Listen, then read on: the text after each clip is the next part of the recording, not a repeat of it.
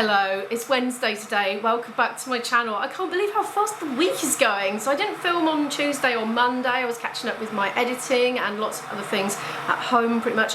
I haven't had a walk for ages now. My step count is right down. I really need to try and get one today, but of course it's raining. It's just, I don't know what's going on in Britain this year. It just seems to be incessant rain. I mean, I'm a lucky one because I don't work outside in it, so I really feel for the workers that are out there slogging through the rain from flipping dawn till dusk. I'm sparing a thought for you. I've been sparing a lot of thoughts for you. I tell you what, if you're one of those watching now, but you poor things. At least I'm indoors in my nice warm thing and I'm not having to sweep mud up and goodness knows what else. Anyway, that sound is my kettle boiling.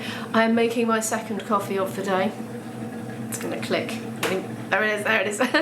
Anyway, yeah, I've had a bit of a slow start today. I've just finally got in touch with the uni, so if you didn't watch my vlogs where I was expressing a bit of a fantasy to go back to university and study an MA in music, well, I've been practicing some audition pieces frantically in my cellar, trying to work them up to standard. Anyway, I had a list of questions and I've had them all answered on the phone today. That's so excited. Oh, I'm daunted, but I'm excited. An adventure lies ahead that's going to reawaken dormant parts of me, and they're already awakening. Just the preparation for the audition is already getting the old neurons firing, and it's filling me with excitement. And just, I've been thinking, you know, even if I can never get good enough to get in, you know, just this process of working on these pieces and all the sort of intellectualizing I'm doing about them and finding out stuff and working out my technique. I'm just getting so much out of it on a personal level, and it will obviously have a knock-on effect on my playing that I do professionally already anyway, because it's raising my overall level of technique, which is already good enough anyway, but it's nice to be even more fluid and fluent and have a better tone and all that. Anyway, it's going to send me a breakdown of all the course content because I'm still a little bit vague after term one, what are we doing? So that's going to come, so I can go through that very carefully. It's a lot of hours, even for part-time. It's still 20 hours of contact time per week, and I'm sure that's more than my daughter does on her degree. Anyway, that's a lot. He says, really, for full-time you're looking at 35 hours a week, including your practice time and your study time. So if full-time is full-time. And he said for part-time, he said, well, to be honest, the structure is the same, but it's over 2 years. But the 2 years part of it is you've got longer to do your dissertation. You've got an extra year to do that. And I will go for part-time because it's a lot, and I already do the content creation and I already do my gigs as well, which, to be honest, there's no time spare as it is. But I was thinking, you know, if I could home educate my daughter for 9 years and do a channel and do gigs, I can do this. And I've just been thinking, you know, I can edit on the train, I can edit in a university canteen or library in between lectures, you know, and I can practice in between lectures. And a lot of the practice hours I already do anyway, because you've just got to maintain your technique. I'm just going to turn my coffee pot off. So a lot of that stuff I'm already doing as part of my routine, so it will link in, and obviously I can vlog about what I'm doing as well, my new adventure. So it will all tie in, like the vlogs will tie in, the music work that I'm already doing will tie in, they'll be supplemented, it'll boost my skill level. I can practice in uni if I get in. The practice rooms are available up to 9 PM and they are bookable. Can I be flexible when it comes to gigs? If I have a gig in, even if it's midweek, can I miss the lecture to do the gig? Or could I miss a performance of an ensemble that I'm working on in uni to do a gig? Yes. He said, obviously, we want to support your professional music life. That's what we're here for. So yes. This is turning into a real chatty one. Oh my gosh, I've talked a lot, but it's newsy, it's updating. And I said, right, is the application process, does that look different for mature students? And I explained my age. And he said, no, it is exactly the same. So I needed a 2-1 music degree. By luck, I have got a 2-1. So thank goodness for that. It was the performance element that got me over that threshold into the 2-1, not the written, believe me. Oh dear. Yeah, always better at the practical stuff than the written, but I think now with my advanced years and the amount of stuff I learned about writing stuff through home educating and all the tools that are available for use now on the internet and apps and things, I think I'm going to be at a distinct advantage compared to all those years ago, the last time. When can I apply at the absolute latest? He said, to be honest, even early September. I'm going to aim for June. Yeah, I think June will give me another 2 months on those pieces, and I think they'll be quite potentially razzmatazzy by then, because they're coming on fast. I've been working away at them. Obviously not over the weekend because I couldn't practice, but they are coming on fast and I'm amazing myself. I mean, they're still a long way off from the right speed, but I think they'll get there by June. I don't need to have an audience present for my audition video that I've got to make. I can do it in my cellar, which means I can have as many goes at it as I want. They can't be edited, so I've got to get it spot on all the way through, which is likely to be a challenge because you get nervous when you film yourself playing, believe me. Even I do now, and I've been vlogging for 7 years, and I still, as soon as the camera's on and that red light is flashing, I tense up slightly when I'm playing my flute. I'm all right talking now, I'm well used to that. So I think I just need to keep filming myself and get used to it and watch it back and critically analyse my own playing and performance. As much as that is quite disruptive to practicing, you just want to get on with it sometimes. Ramble, ramble, ramble. Oh my gosh, this is a really long video already. The audition pieces don't have to be over a certain grade. I can do what I like, but if they are too easy peasy, I'll get feedback on that, and probably I would not get in. But they would give me feedback and I could reapply next year with a suggestion, but I don't think mine are too easy, honestly. I don't need necessarily to use the piano backing accompaniment. If I need to do it on my own without any accompaniment, I can do that, so that just gives me that little bit of relaxation room. I probably will do it with backing track, and he said that's allowed. That was another question. I can adapt the piece to fit my instrument because it doesn't go down to a particular note. That's absolutely fine. And he doesn't see any reason at all why I shouldn't qualify for funding via a student loan to cover the fees and a bit of living cost. The amount is the same whether I do it over 1 year or 2. So it's just spread out over 2 years. If I go part-time, I say if, I'm going to have to go part-time. I will make it work.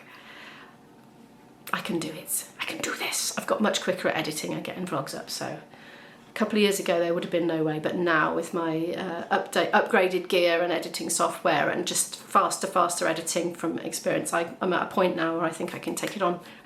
Don't know, I'm going to do it anyway.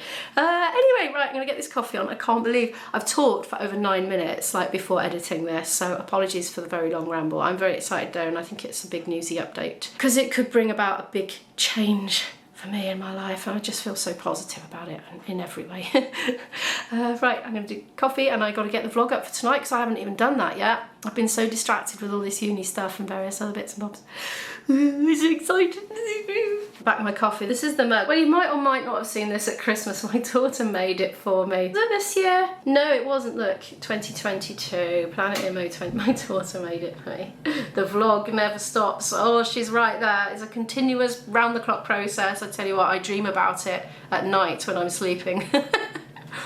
Right, I better go. It's 12:20 now, so I've got most of everything done for my vlog tonight, but it's still processing. I've got to wait to see if I get a copyright claim or not, and I'll just chop bits out if I have. I annoyed myself with my last filming for my last video. Fiddle music in the background sounded absolutely lovely at the time, live in the car when I was chatting to my boyfriend. It didn't work on the video because by the time I chopped up the audio, it was all disjointed and it was at the same kind of frequency as the voice, and it clashed, and I'm never doing that again. You live and learn when you are a vlogger, and you learn with every video you make. This is why it's just such an exciting thing. Well, there's so many reasons why it's so exciting being a vlogger. That's one of them. Just the learning curve all the time. Anyway, speaking of learning, I'm going to do some practice now.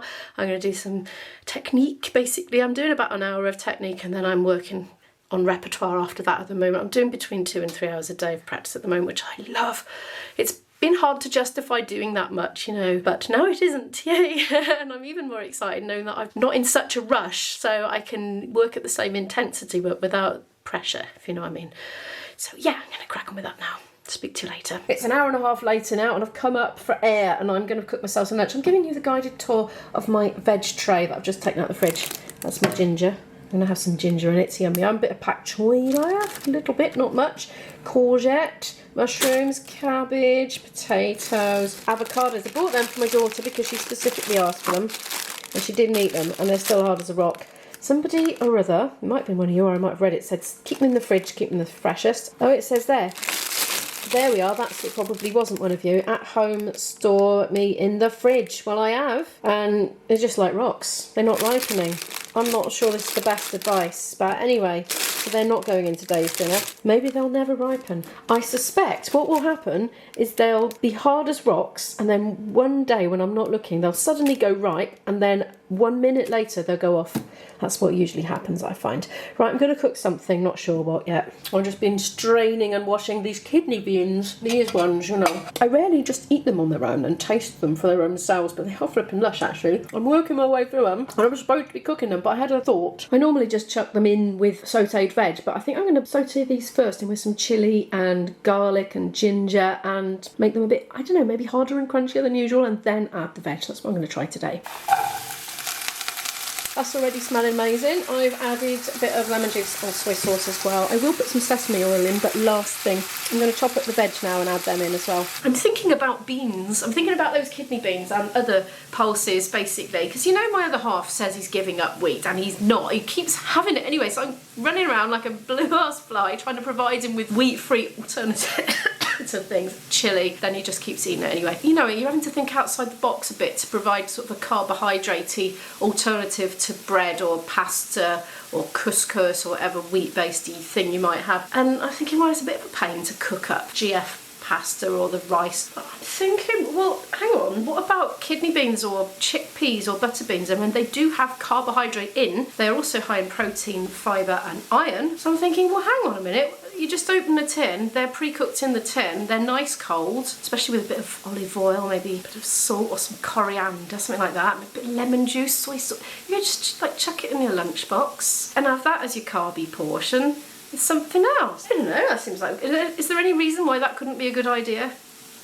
Just wondering. And cheap, honestly, because they're about 30 something pence a tin if you get the shop's own brand. I think it might be 33, can't remember, I did a shopping haul yesterday, put it on my other channel. So yeah, budget, healthy, convenient. I'm gonna think more about this. This'll do, I think. We're steaming up, this'll do, and I'm just gonna put some cheese on it, I think, something like that. There we are, mozzarella slice ripped up. I need some more of those, just added them to my shopping list. I'm going shopping tomorrow in person. What else was I gonna tell you? I can't remember. Cup of tea time now. I've eaten that. That was very satisfying, actually. I enjoyed that. I've got a list of admin tasks to get through now. It just seems to grow, not shrink. I've been not getting everything done every day and shunting things onto the next day and adding things, and then not getting everything done and then shunting the incompleted ones onto the next day, and so on and so forth. But I'm going to spend an hour. I'm going to do till 4. I'm giving myself a time limit on how long I want to spend on it. I'm just going to put my water on my tea a minute. Hang on. So it can be steeping while I'm talking to you. Yeah, anyway, I'm going to give myself till 4, and then I'm going to come down and work on my pieces, because so far I've only done technique on my flute. Oh no, this is where I start thinking about dessert, and I've just told you I was satisfied by that meal, and I was, and I really shouldn't be thinking about Reese's eggs in a cream egg box. I know, look, I've got a whole Easter egg left still, and Izzy's got a few bits and bobs left from when she was poorly, and she's bought bits and bobs, and she's left them here. She's forgotten to take them. Fair game, if you ask me. I thought I was going to resist, and I'm not. It's about 4:15 now. I actually got that done by 10 to 4. I couldn't believe it. I was expecting to be on hold on the phone, or the phone calls and all sorts of hold-ups, but no, it was very quick. And then I got a bit sidetracked on the last thing. One of the pieces I want to do for my audition is a slow one by Bach, the famous Bach, JS, and there's no markings on it to say the volume. Dynamic markings, they're called, you know, get quiet, loud, and all the things in between, and gradually get louder and gradually get quieter, that sort of thing. It's called dynamics. My copy just doesn't have any on, and so I've been trawling the internet trying to find, you know, PDFs so I can just copy them over. Can't find them at all. So that's going to be ongoing, but I think what I need to do is just find a really good recording of somebody playing it on the violin and just notate it down basically onto my part. Anyway, speaking of flute, I'm going to get back into Flute Cave down there in the cellar and get some more practice on. At some point I need to actually put my laundry away. 25 to 7, just finished my practice again. I've clocked up 3 hours with today if you take out all the breaks and going to the loo and things like that. I used to do 3 hours a day practice when I was a music student back in the day. One thing I've noticed about me now as a mature person coming back to trying to learn complicated pieces again is I'm a lot more self-aware, both of what's physically going on in my body and in my mind as well. I can consciously think about problem solving in a much more logical and calm way now, whereas I think when I was a youngster in my early 20s, I'd be panicking all the time and I couldn't get the panic under control. And I think when you panic when you're trying to learn, it puts a wall up to learning, whereas I don't have that panic response now. I'm just like, okay, why am I not getting this? So I'm troubleshooting as I go in a calm way, really, that's completely different to when I was younger. And my technique has improved over the years as well. So certain things, like I used to come to very high-pitched passages and just tense up, and I'm aware now that if you tense, it's just going to debilitate your playing, so you've got to consciously override it and just physically relax everything. So I'm a lot more aware now of where all the individual little bits of tension are creeping in, and my jaw, my throat, my tongue, fingers, arms, everywhere, you know, it affects you. So yeah, very interesting. Anyway, I probably bored you all to death with that now, my little musings. But I've got my iPad, I've been sent the course content breakdown. Hopefully it's a bit more in detail than on the website, because I wasn't gleaning an awful lot about that, so I want to obviously know what that is before properly applying. So I'm going to go and read that now, and then I'm going to get my dinner on. Well, I've had a look, and yeah, little bits of info coming together in my mind. It hasn't put me off yet. I'm going to cook this. I just got it out of the freezer earlier. It's not completely defrosted, but I'm sure I can cook it from frozen anyway. I don't know what else I'm doing with it, but I'm going to make something up, and then I'll show you what I did. I'm having these with them, and I've just realised they've got onion in. I've been eating onion in my hash browns, and I never realised. No wonder they taste so delicious. And that might explain a few late night trapped wind episodes. Sorry to be a bit TMI there, but this is what happens when I eat onions for the most part. Sometimes I get away with it, I don't know why. Good luck me sleeping tonight. These have got onion in as well. I just realised I'm doing an egg. I just had a little nibble out of that burger thingy. It's kind of like a mixture of the textured vegetable protein, or the soy or whatever it is, and veggies as well mushed up in it, so it's kind of best of both worlds. Quite looking forward to that. There we are, there's my dinner. I'm going to save the other burger for another time, and after I've eaten that I'm going to edit this video, so I better wrap it up for the evening. Thank you so much for watching today's vlog. Please do feel free to give it a like if you happen to like it. Here's some more videos from me on a playlist in case you'd like to watch some more, and I'll see you in the next video.